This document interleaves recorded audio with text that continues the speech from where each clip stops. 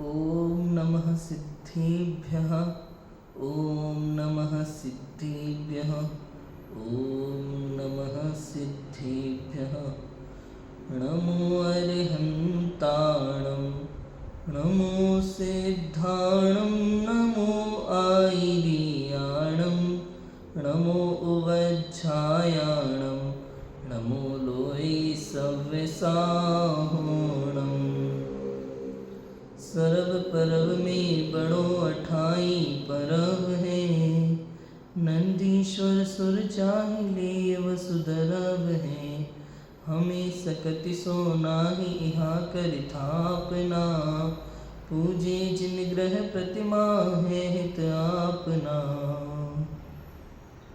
जिनाधीश शिव ईस नमी सहस गुणित विस्तार, सिद्ध चक्र पूजा रचो शुद्ध त्रियोग समार। सिद्ध चक्र भक्ति करूं शुद्ध त्रियोग समार।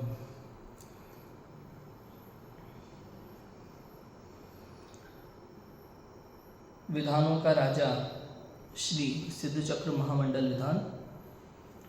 कल हमने चतुर्थ पूजन की जयमाला का भाव समझने का प्रयास किया था। आज इसी विधान की पंचम पूजन की जो जयमाला है, उस जयमाला में किस प्रकार से सिद्ध भगवान का गुणगान किया गया है, उसमें क्या भाव रहे हैं, किस प्रकार सिद्धों की भक्ति की है, वो हम समझने का प्रयास करेंगे।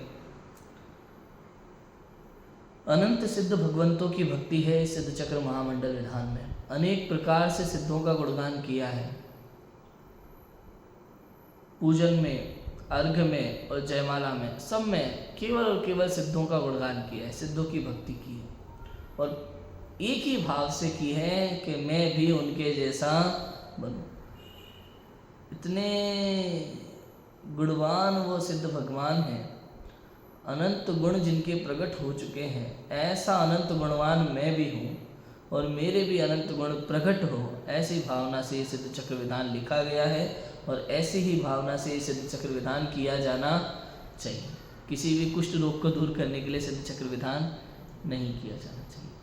लिखने की भी एक ही भावना है कि जो सिद्ध भगवान के गुण प्रकट हुए हैं वैसे ये गुण मुझ में भी प्रकट हो। और विधान करने की भी एकमात्र यही भावना हम सभी की होना चाहिए।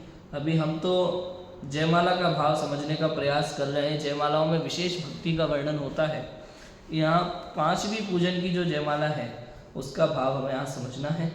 पढ़ते हैं, प्रयास करते हैं क्या लिखा हुआ है।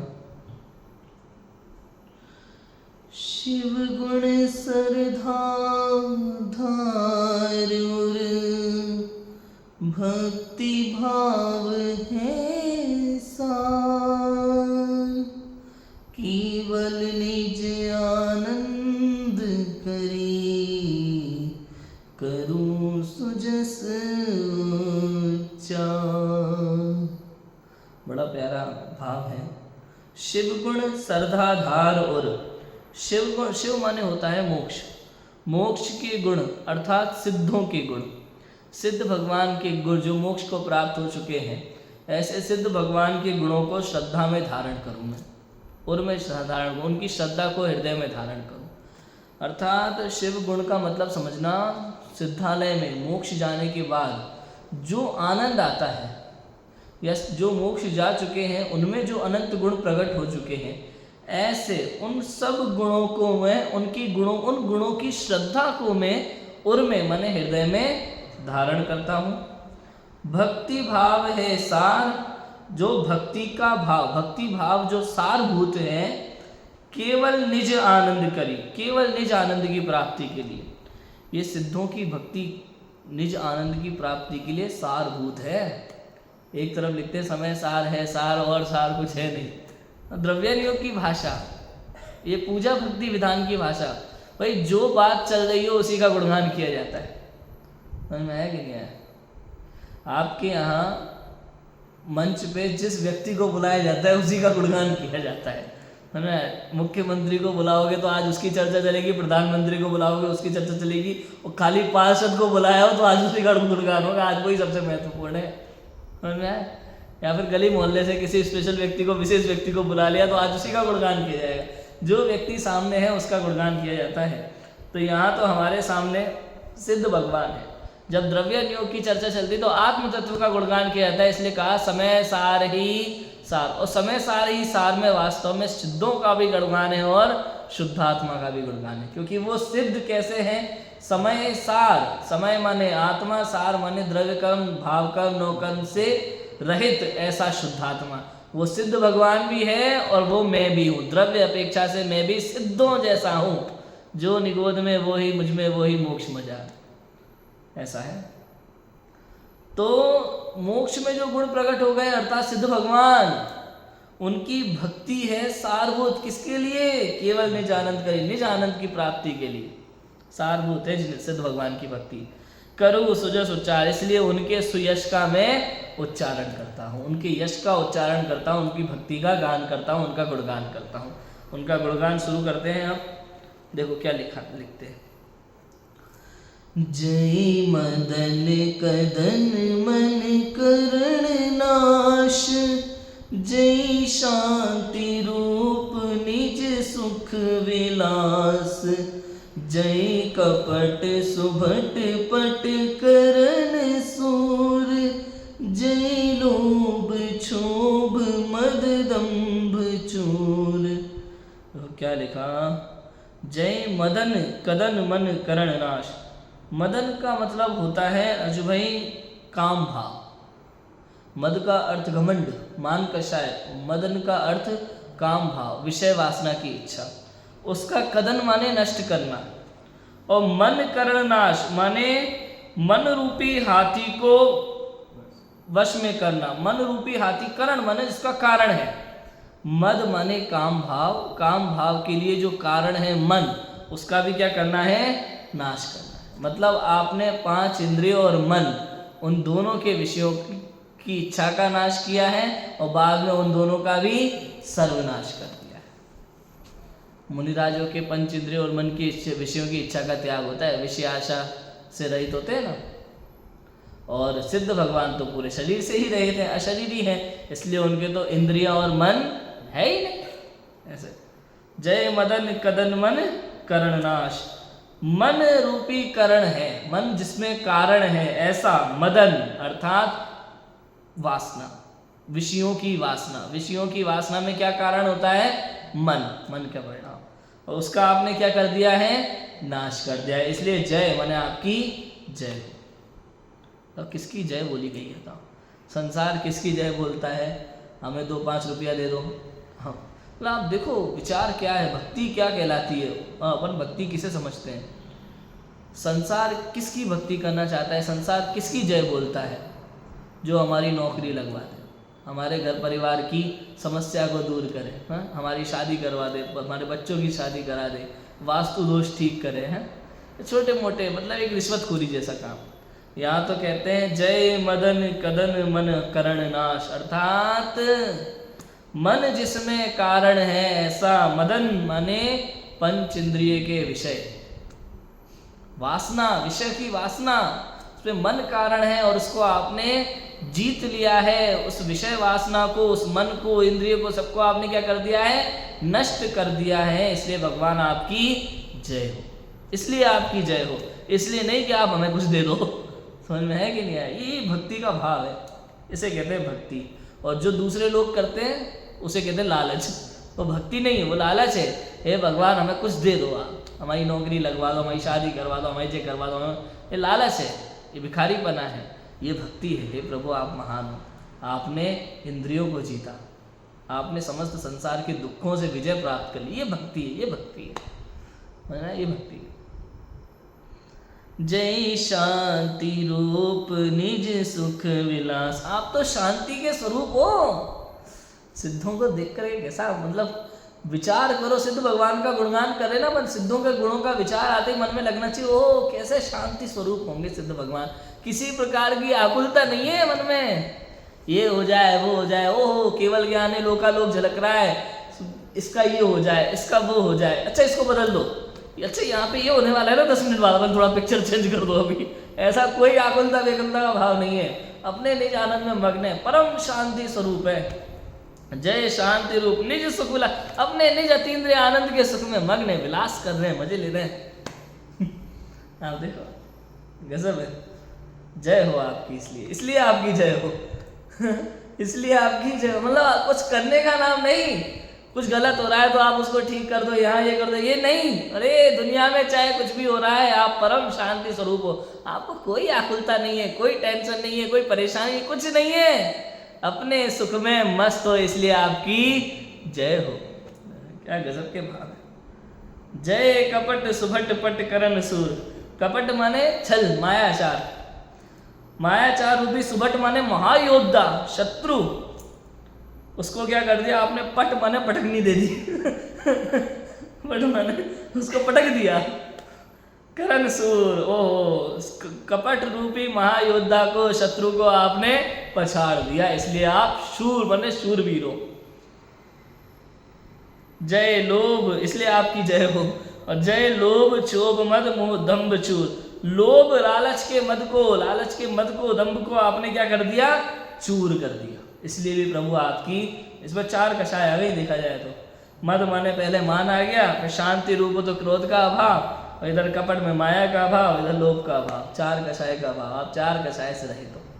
4 कषाय मतलब इसमें अनंत अनुबंधी आदि सारे भेद प्रभेद आ गए कषायों के, सबसे आप रहित हो। तो संजुलन से भी रहते ना, सिद्ध भगवान की भक्ति चलेगी, समस्त कषायों से रहे तो आप, ऐसा कह दिया।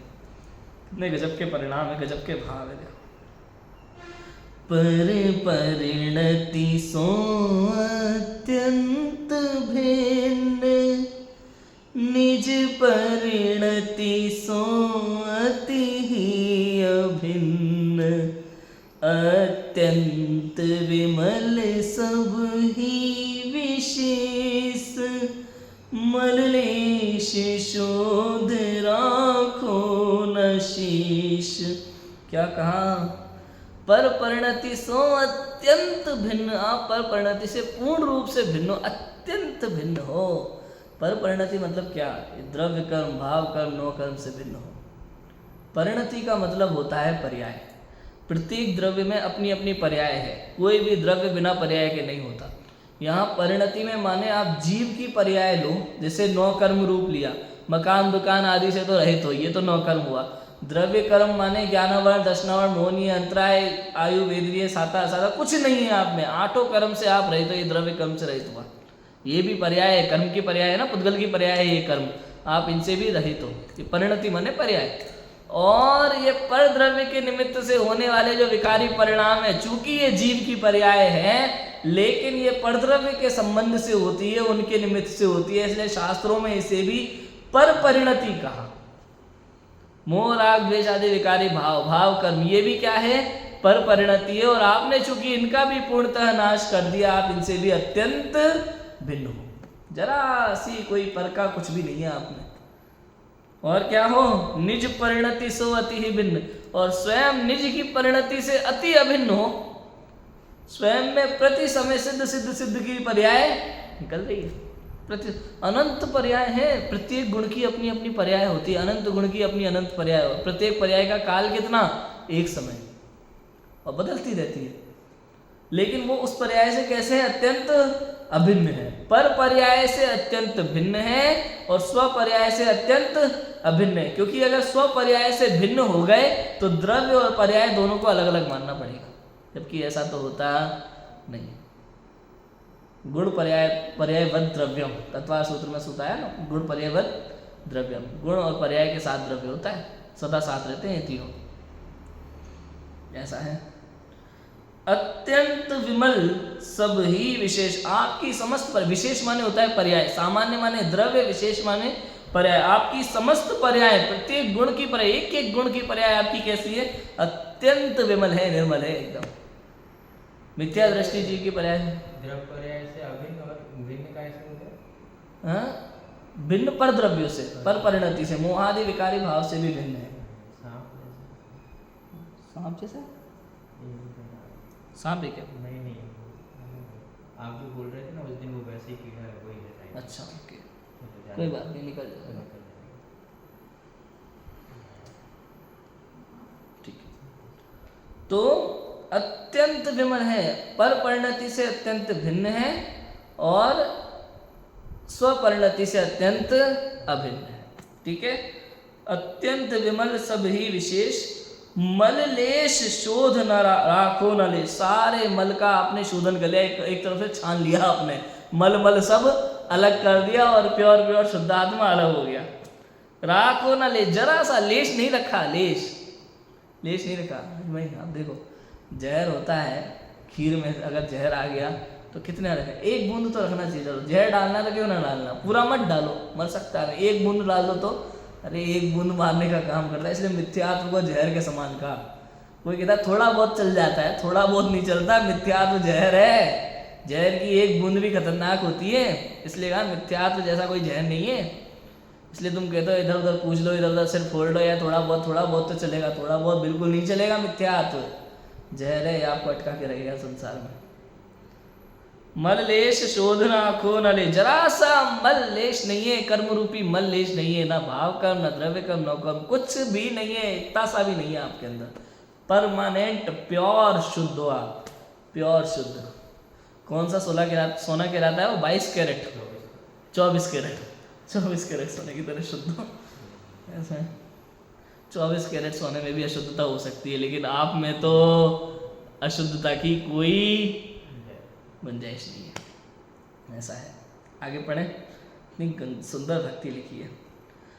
मणिदीप सार निर्विघ्न ज्योत, स्वाभाविक नित्य उद्योत होत, त्रैलोक्य शिखर राजत अखंड, संपूर्ण द्युति प्रगति प्रचंड। क्या कहते हैं? मणिदीप सार निर्विघ्न ज्योत, मतलब मणि रूपी दीपक है। जो भाई मणि रूपी दीपक, पहले के समय में दीपक मतलब मणि होता था। ये मतलब ये दीपक भी होता होगा घी डाल करके। सामान्य लोग तो ये भैया गरीबों के पास कहाँ मणि आती होगी, ये राजा महाराजाओं के महल में मणि रूपी दीपक जलता होगा। ये असली मणि होती है। मणिदीप सार निर्विघ्न ज्योत, इसी से वो जिनेंद्र भगवान की आरती भी कर लेते थे। मणि रूपी दीपक, ये मणि ऐसी होती है एकदम प्रकाशवान। आजकल जो रत्न बिकते हैं बाजार में, वो रत्न तो सब नकली है, नकली रत्न है। आजकल जो रत्नों के नाम पे सारा व्यापार है, सारा का सारा नकली है। रत्न असली उसे कहते हैं राजू भाई, जिस रत्न को चाट लो तो आदमी मर जाए। रत्न की ये क्वालिटी है, जहर होता है रत्न में, जहर होता है। रत्न चाटने वाला मर जाता है, और रत्न का प्रकाश बड़ा खतरनाक होता है। आज के यहाँ रत्नों के पार्कियों के आप पास आप जाकर के देखोगे, टॉर्च से रत्न चेक करते हैं, रत्न का प्रकाश कहाँ गया? रत्न का खुद का प्रकाश होता है। अगर कमरे में, एक छोटे बंद कमरे में, हॉल में भी एक रत्न रख दिया जाए तो आपकी ये लाइट, ट्यूबलाइट, ये सब फेल हो जाए सब उसके आगे। उसे कहते हैं रत्न मणि। मणिदीप सार निर्विघ्न ज्योत, उसकी ज्योति जो होती है वो निर्विघ्न होती है। दीपक की ज्योति कैसी होती है? हवा चले तो बुझ जाए। मणि की ज्योति निर्विघ्न होती है, स्वयं से होती है, स्वाभाविक रूप से होती है। स्वाभाविक नित्य उद्योत होत, स्वाभाविक रूप से नित्य हमेशा रहती है उसकी ज्योति, अपने स्वभाव से होती है। कोई उसको ज्योति बत्ती वगैरह ला करके घी तेल से जलाना नहीं पड़ता है, नित्य उद्योत होती है। और त्रैलोक्य शिखर राजत अखंड, संपूर्ण द्युति प्रगति प्रसन्न, बिल्कुल मणि रूपी दीपक की तरह आपके अंदर केवल ज्ञान रूपी ज्योति प्रकट हुई है, और आप त्रैलोक्य शिखर राजत अखंड, 3 लोक के ऊपर, त्रैलोक्य के शिखर पर, लोक के अग्रभाग में विराजते हो, अखंड रूप से विराजते हो। गजब के भाव देखो। मुनि मन मंदिर को अंधकार, तिस ही प्रकाश सो नशत सार, सो सुलभ रूप पावी निजात, जिस कारण भव भ्रमी व्यर्थ। मुनि मन मंदिर को अंधकार, मुनियों के मन के मंदिर का अंधकार, मतलब ये समझो राज भाई, यहाँ पे प्रयोजन भूत तत्व की बात नहीं है, अप्रयोजन भूत की बात है। अप्रयोजन भूत कोई संशय, कोई शंका मुनियों के मन में आ गई है, तो उसका उस शंका रूपी अंधकार को नष्ट करने के लिए केवल ज्ञान रूपी सूर्य ही चाहिए। बिना केवल ज्ञान रूपी सूर्य के वो शंकाएं, अप्रयोजन भूत जो शंकाएं हैं, उनका निवारण नहीं हो सकता। भाई छद्मस्त के ज्ञान में और केवल ज्ञान में जमीन आसमान का अंतर है, अंधकार और प्रकाश जैसा अंतर है। तिस ही प्रकाश सो नशत सार, आप उस केवल ज्ञान ज्योति के प्रकाश से ही वो अंधकार नष्ट हो सकता है मुनियों के मन का, शंका रूपी अंधकार। बैठे बैठे मान लो शंका होगा स्वयंभू रबड़ का समुद्र का पानी का क्वालिटी कैसी होती होगी, तो आप क्या करोगे बताओ। तो ये तो केवल ज्ञान में ही नष्ट होगी ये सारी शंका, उसके लिए केवल ज्ञान चाहिए। सो सुलभ रूप पावे निजार्थ, सो सुलभ रूप पावे न अर्थ, निजात नहीं न अर्थ। पुरानी पूजन की जयमाला की पुस्तक, पुरानी पूजन की पुस्तक में न अर्थ लिया है, यहाँ निजात लिखा है गलती से। सो सुलभ रूप पावे न अर्थ, जिस कारण भव भव भ्रमे व्यर्थ।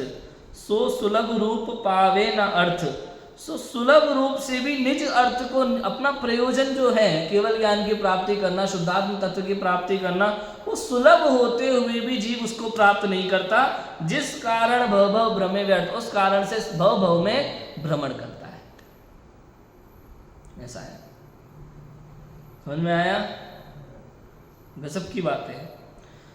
जो कल्प काल में होत सिद्ध, तुम छिन ध्यावत लहिए प्रसिद्ध। भविपति तन को उद्धार हित, हस्तावलंब तुम नाम देत। जो कल्प काल में होत सिद्ध, जो जीव सिद्ध होने वाले हैं उनके लिए, लेकिन कल्प काल जितना लंबा समय है, कल्प काल माने मैंने कितना बताया, 20 कोड़ा कोड़ी सागर, एक उत्सर्पणी और एक अवसर्पणी मिला करके एक कल्प काल कहलाता है। 12 काल हो गए, है ना। एक उत्सर्पणी के 6 काल और एक अवसर्पणी के 6 काल, पूरा मिला करके हो गए 12। ये एक कल्प काल कहलाता है। और एक उत्सर्पणी 10 कोड़ा कोड़ी सागर का होता है, एक अवसर्पणी 10 कोड़ा कोड़ी सागर का होता है। दोनों मिलके एक कल्प काल कितना हो गया, 20 कोड़ा कोड़ी सागर। अब ये अपन को कहने में बड़ा आसान लग रहा है, 10 कोड़ा कोड़ी 20 कोड़ा कोड़ी। अगर हमारे जैसे जीव इसका गुणा भाग करने में लग जाए तो महीनों निकल जाए। इतना बड़ा काल है, इतना लंबा काल है। संख्या तो संख्या जैसा लगे हमारे जैसे जीवों को। जो कल्प काल में हो, जो कल्प काल में सिद्ध होने वाले थे, तुम छिन ध्यावत लहिए प्रसिद्ध, आपका ध्यान करने से क्षण भर में सिद्ध हो जाते। अब ये थोड़ा अतिशयोक्ति अलंकार है, यहाँ पे समझना चाहिए हमको कि भाई सिद्धों का ध्यान करने से कोई क्षण भर में मुक्त नहीं होता। पहली बात तो ये कि जो कल्प काल में सिद्ध होने वाले थे, वास्तव में जो कल्प काल में सिद्ध होने वाले थे वो कल्प काल में ही सिद्ध होंगे, नियम तो ये है। और यदि आप कह रहे हो कि क्षण भर में सिद्ध हो जाए, तो इसका मतलब वो कल्प काल में सिद्ध होने वाले नहीं थे, वो क्षण भर में ही सिद्ध होने वाले थे। ये वस्तु स्वरूप ये नियम है, क्योंकि संसार में जो होना है वही होता है, होने योग्य ही होता है, नहीं होने योग्य कुछ भी यहाँ नहीं होता। ये वास्तविकता है। लेकिन ये भक्ति का भाव है। ये भक्ति के भाव में ऐसा कहा है हमने कि भाई जिनको मोक्ष जाने में बहुत लंबा समय लगने वाला था, लेकिन आपके दर्शन हो गए, आप मिल गए तो तुरंत। अब ये भावना ऐसी, क्योंकि हमें नहीं पता ना, हमें नहीं पता कि आप मिलने वाले हो, और आपके मिलने से हमें उपदेश मिलने वाला है और हम सीधे मोक्ष जाने वाले हैं। हमें तो लगा था कि बहुत लंबा समय लगेगा, लेकिन आप मिल गए और हो गया काम। लेकिन उनको सिद्धों को पता था, उनके केवल ज्ञान में झलक रहा था कि तुम्हें उपदेश मिलेगा, तुम्हें जिनवाड़ी मिलेगी और तुम तरोगे निश्चित रूप से। ऐसा है। भवि पतितन को उद्धार हेत, भव्य जीव जो गिरे हुए हैं, मतलब संसार में गिरे हुए जो भव्य जीव हैं, संसार रूपी कुएं में गिरे हुए जो भव्य जीव हैं, उनके उद्धार के लिए आप कैसे हो, हस्तावलंब तुम नाम देत। हस्तावलंब का नाम दिया है आपको। मतलब ये भाई किसी को कोई कैसे देता है, कोई भिखारी बैठे हो, अगर कुछ मांग रहे हो तो आप उनको ऊपर से पैसा दीजिए, ये हाथ पकड़ के साथ लेके जाने वाले हैं हमें, इसलिए हस्तावलंब का है इन्हें। सिद्ध भगवान कैसे हैं, कैसे हो प्रभु आप तो जहां आप बैठे हो वहां ले जाने के लिए अपना हाथ दे देते हो, आओ तुम भी हमारे बगल में बैठो। कुएं से खींचते ना, तो कुएं से रस्सी हाथ दे करके जैसे किसी को नीचे से खींच रहे हो ऊपर, बिल्कुल ऐसे हस्तावलंब नाम दिया सिद्धों को। भवि पतितन को उद्धार हेत हस्तावलंब तुम नाम देते। हे प्रभु, आप भव्य जीवों के उद्धार के लिए हस्तावलंब के समान हो, जैसे कोई हाथ पकड़ के गिरे कुएं में से बाहर खींच ले, संसार रूपी अंधकूप में से आप बाहर निकालने वाले हो हमें, अपना हाथ दे करके अपने समान बनाने वाले हो हमें। सीधी बात, जहां आप हो वहां लेकर आने वाले हो। सुन में ऐसा नहीं तुम कुएं में हो, हम तुम्हारा खाना पानी का व्यवस्था करवा देंगे, तुम वही रहो। नहीं, जहां हम हैं वहां ला करके तुम्हें रखते हैं। ऐसा सिद्ध भगवान जहां है वहां निकाल के रखेंगे। गजब की चीज।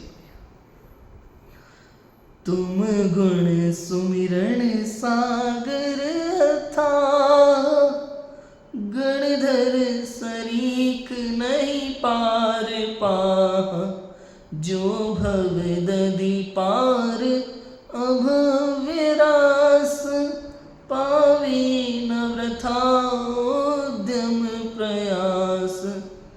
तुम गुण सुमिरन सागर अथाह, गणधरी सरीख नहीं पार पा, जो भवदधि पार अभव्य रास, पावे न वृथा उद्यम प्रवाह। नीचे वाली लाइन का अर्थ पढ़ते हैं पहले, क्योंकि नीचे वाली लाइन में उदाहरण है, ऊपर सिद्धांत है। जो भवदधि पार अभव्य रास, जिस प्रकार से भवदधि संसार रूपी समुद्र से अभव्यों की राशि, अभव्य जीव की राशि संसार समुद्र से पार नहीं हो पाती। अभव्य की राशि, अभव्य जीवों का समूह संसार रूपी समुद्र से पार नहीं हो पाता, मोक्ष नहीं जा पाते अभव्य जीव। पावे न वृथा उद्यम, कितना ही प्रयास करे, कितना ही पुरुषार्थ करे, जिन दीक्षा धारण कर ले, लेकिन उनका सारा प्रयास व्यर्थ जाता है, क्योंकि अभव्य को मोक्ष, अभव्य को सम्यक दर्शन प्रकट नहीं होता। ऐसा नियम है। वो मतलब मुनि दीक्षा तक ले सकते, मुनि दीक्षा ले सकते हैं लोक के कल्याण के लिए या किसी ना किसी की बातें सुन करके, लेकिन अंदर में जिनवाणी के प्रति भक्ति भाव नहीं होता, अंदर में आत्म कल्याण की भावना नहीं होती उनकी। सांसारिक कल्याण सांसारिक कार्यों के उद्देश्य से सारा कार्य करते हैं, सांसारिक कार्यों के उद्देश्य से वो जिन दीक्षा भी धारण कर लेंगे। 11 अंगों पूर्व के पाठी भी हो सकते हैं। 28 मूल गुण के निरतिचार पालन हो सकता है उनके। उनका अंतर भावना होगी? नहीं नहीं नहीं, भावना होगी, लेकिन आत्म कल्याण की भावना नहीं, लोक कल्याण की भावना से। लोक कल्याण की भावना से इतना तक हो सकता है कि 28 मूल गुणों का बार में निरतिचार पालन हो सके, हो सकता है, कोई बड़ी बात नहीं है। आत्म कल्याण की भावना नहीं है, लेकिन इस भाव में लोक में पूज्य पना मिलता है, तो उसके उद्देश्य से भी कर सकते हैं, ऐसा कोई बड़ी बात नहीं है। लेकिन जिनवाणी के सच्चे भाव को नहीं समझ पाते, वीतराग परिणति को नहीं समझ पाते, आत्म कल्याण को नहीं समझ पाते, ऐसा होता है। समझ में आया? यह है।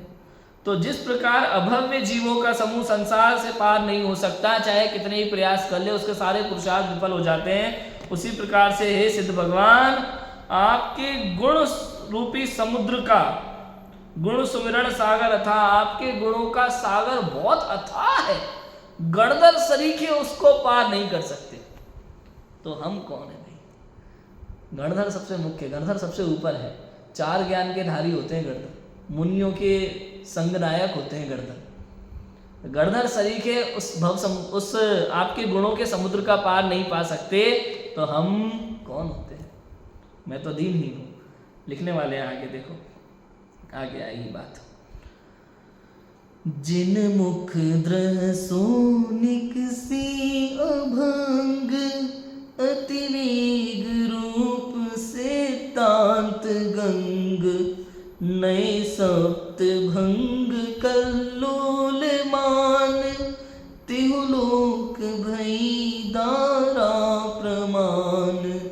जिन मुख द्रह सो निकसी अभंग, जिनके मुख रूपी द्रह माने तालाब, सरोवर, जिनके मुख रूपी सरोवर से निकसी अभंग, अभंग माने जो भंग नहीं हो ऐसी, निकसी क्या निकसी? अतिवेग रूप सिद्धांत गंग, अति वेग, अति स्पीड से बहा के ले जाए, इतनी वेगता से, नदियों का जल वेग बोलते हैं ना उसको, स्पीड को, वेग, अति वेग रूप सिद्धांत गंग, सिद्धांत रूपी गंगा, दिव्य ध्वनि रूपी गंगा, जिनवाणी रूपी गंगा अति वेग से निकली। कहाँ से?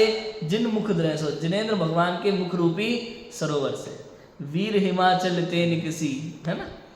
नए सप्तभंग कल्लोल मान, नए प्रमाण सप्तभंग, ये जो है एकांत, साधवाद, अनेकांत, सब क्या है? ये सब उसमें तरंगों के समान है। कल्लोल मान, वो सब कल्लोल मानो आप, तरंगे मानो ये सबको। तिहु लोक भई धारा प्रमाण, 3 लोक में बहने वाली ये जो सिद्धांत रूपी गंगा की धारा है, ये वास्तव में प्रमाणिक है, यही प्रमाणिक धारा है, ऐसा वाला है। ऐसी बात है, तो कितनी गजब की बात है। जिनवाणी की भक्ति शुरू हो रही है। ये उदाहरण के ऊपर वाला है, हाँ, ये दूसरा है। ये नहीं, ये तो अलग है, ये अलग छंद है। उदाहरण तो वो अभव्य राशि वाला उदाहरण था और सिद्धांत था। इसी प्रकार से गणधर भगवान आपके गुण रूपी सागर को पार नहीं कर सकते। जैसे अभव्य जीव संसार रूपी सागर से पार नहीं उतर सकते, ऐसे ही गणधर जो है आपके गुण रूपी सागर से पार नहीं उतर सकते। वो ऊपर नीचे वाली लाइन थी, ये जिनवाणी की बात थी। अभी देखो इसी जिनवाणी की बात को और आगे बढ़ाते हैं। सोद्वादिशांग वाणी विशालता सुनत पड़त आनंद रसाल, याति जग में तीरथ सुधाम, कहलायो है सत्यार्थ नाम। सो द्वादशांग वाणी विशाल, वो द्वादशांग अत्यंत विशाल वाणी है, सागर की तरह, समुद्र की तरह विशाल है। ता सुनत पड़त आनंद रसाल, उस जिनवाणी को सुनने पढ़ने से महा आनंद होता है। वो जिनवाणी सुनने से इतना आनंद होता है राजू भाई, जिनवाणी की बात मान ले तो कितना आनंद हो जाए। और जब अंदर में वो जिनवाणी में जैसा भगवान तुझे बताया गया है वैसा भगवान तू बन जाए तो कितने आनंद की बात हो। याते जग में तीरथ सुधाम, इसलिए जग में तीरथ कहा जिनवाणी को। क्या कहा? तीरथ सुधाम, तीरथ सुधाम कहा, तीर्थ धाम कहा जिनवाणी को एक तरह से। कहलायो है सत्यार्थ नाम, और ये नाम जगत में सत्यार्थ माने सार्थक नाम है। जिनवाणी को तीर्थ धाम भी कहा कहीं कहीं पे। तीर्थ, तीर्थ का अर्थ होता है उपदेश, तीर्थ धाम जहाँ उपदेश दिया जाता है उसको कहा जाता है तीर्थ धाम। मतलब जिनवाणी का उपदेश समव शरण, उसको तीर्थ धाम कहा। और ये इसका नाम क्या है? सार्थक नाम है, ऐसा। और सो तुम ही सोहे शोभ नीक नातर जल सम जुबहे सुठीक, निज पर आत्म हित आत्मभूत, जब से है जब उत्पत्ति सूत। और यह सो माने पीछे वाली लाइन से जोड़ना है। सो यह जो सत्यार्थ नाम का ये जो जिनवाणी रूप तीर्थ धाम है वो अत्यंत शोभायमान है। किसके कारण से? आपके कारण से। हे प्रभु, आपके कारण से ही ये जिनवाणी जो है अत्यंत शोभायमान है, क्योंकि ये आपकी वाणी है और मोक्ष मार्ग को बताने वाली है, वीतराग मार्ग को बताने वाली है। नातर जल समझु बहे न सुठी, अन्यथा तो जल के समान बहने वाली गंगा सामान्य गंगा कहलाती है जिनवाणी गंगा भी। जैसे गंगा यमुना सरस्वती बह रही है, ऐसा पानी बह रहा है, कोई दिक्कत नहीं है, ऐसे बहती। लेकिन ये जिनवाणी की गंगा, सिद्धांत रूपी गंगा, ये महान गंगा है जो पामर को भगवान बना देती है, ऐसा है। निज पर आत्म हित आत्मभूत, निज पर स्व और पर के कल्याण के लिए आत्मभूत साधन है, आत्मभूत लक्षण है, आत्मभूत कारण है। दो तरह के लक्षण होते हैं, आत्मभूत और अनात्मभूत।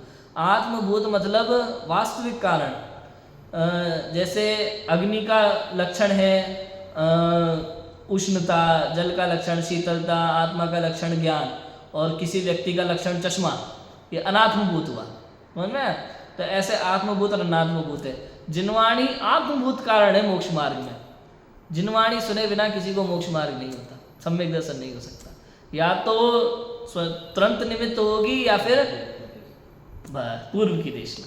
इस प्रकार से आत्मभूत कारण है, जब से है उत्पत्ति, जब से अनादिकाल, जब से संसार है तब से ऐसा है। जो महाशीत ही हिम प्रवाह, हे मेटन समरथ अग्निदाह, त्यों आप महामंगल स्वरूप, पर विघ्न विनाशन सहज रूप। क्या कहा? जो जैसे महाशीत ही हिम प्रवाह, जैसे महाशीत बर्फ जो है, हे मेटन समृत अग्निदा, अग्नि को मेटने के लिए महाशीतल बर्फ की आवश्यकता है जिस प्रकार से, उसी प्रकार से आप महामंगल रूप हो, पर विघ्न विनाशन सहज रूप, दूसरों के द्वारा उत्पन्न किए गए विघ्नों को नष्ट करने के लिए या फिर अन्य जीवों के विघ्नों को नष्ट करने के लिए आप कैसे हो? महामंगल स्वरूप। हम जैसे जीवों के ऊपर जो महाविघ्न है, संसार में अनंत दुख है, हम दुखों, हमारे दुखों का अंत करने के लिए आप मंगल स्वरूप हो। आपका ध्यान करने मात्र से आपकी वाणी सुनने मात्र से, आपका चिंतन करने मात्र से, आपका नाम स्मरण करने मात्र से, आपका गुण स्मरण करने मात्र से हमें महाशांति की प्राप्ति होती है। ऐसा है संत दीन तुम भक्ति लीन, सुनिश्चय पावे पद प्रवीण, ताते मन वच तन भाव धार, तुमसे तन को मम नमस्कार। हे संत दीन तुम भक्ति लीन। पंडित संतलाल जी कहते हैं मैं महादीन हूँ। मैंने कहा था ना दीनता प्रकट करेंगे, यहाँ अपनी दीनता प्रकट करते हैं मैं महादीन हूँ, लेकिन आपकी भक्ति में लीन हूँ, इसलिए सो निश्चय पावे पद, निश्चय ही मैं भी मोक्ष पद को, सिद्ध पद को प्राप्त करूँगा। निश्चित ही 100%। क्यों? भले मैं दीन हूँ लेकिन आपकी भक्ति में लीन हूँ, और जो आपकी भक्ति में लीन होते हैं वे संसार समुद्र से पार हुए बिना नहीं रहते। इसलिए हे प्रभु भले मैं दीन हूँ आज, लेकिन आज मैं आपकी भक्ति में लीन हो रहा हूँ और निश्चित रूप ही मैं मोक्ष पद को प्राप्त करूँगा। ताते मन वचन भाव धार, तुम सिद्धन को मम नमः। इसलिए मन वचन काय से भाव पूर्वक हृदय से मैं आप सभी सिद्धों को नमस्कार करता हूँ। संतलाल जी कह रहे हैं और हम सब भी कह रहे हैं, हम भी अनंत सिद्धों को बारंबार नमस्कार करते हैं। जो तुम ध्यावी भाव सोक्ति पावी निज भाव, अग्निपाक संयोग करी शुद्ध सुवर्ण उपाव। जिस प्रकार अग्नि का संयोग पाकर के स्वर्ण शुद्ध रूप में हो जाता है, स्वर्ण का शुद्ध रूप प्रकट हो जाता है, उसी प्रकार हे सिद्ध भगवान आपका ध्यान करने से सभी जीवों का शुद्ध स्वरूप प्रकट हो जाता है और जीव संसार से मुक्त हो जाता है।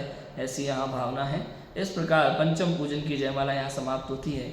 आगे 256 गुण सहित सिद्ध भगवान की आराधना स्वरूप षष्ठम पूजन है।